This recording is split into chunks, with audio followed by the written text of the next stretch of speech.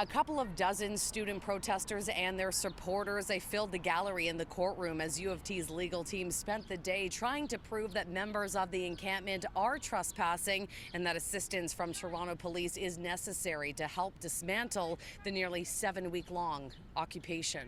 Getting a court order for a permission slip to call the police on us is not a solution. Leave us alone!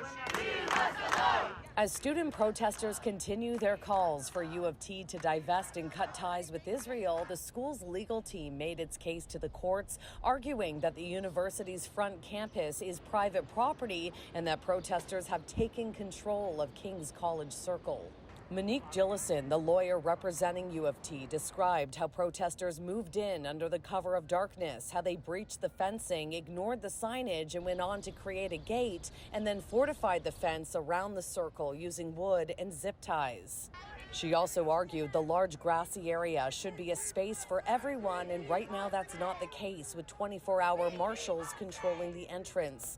Gillison suggested the process of vetting people who come into the space increases confrontations.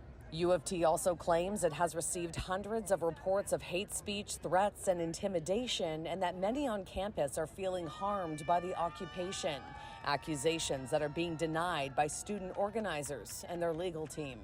The university today is asking this court to restrict students' charter-protected rights to assemble, associate, and express themselves from this point forward and into the future indefinitely.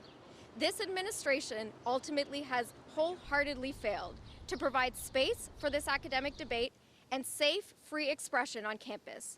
Almost 24 groups have been granted intervener status, including some of Canada's largest unions, human rights organizations, and numerous Jewish advocacy groups. And as the legal process plays out, protesters say they have no plans of leaving unless the university caves, and they are preparing for the possibility police could be moving in.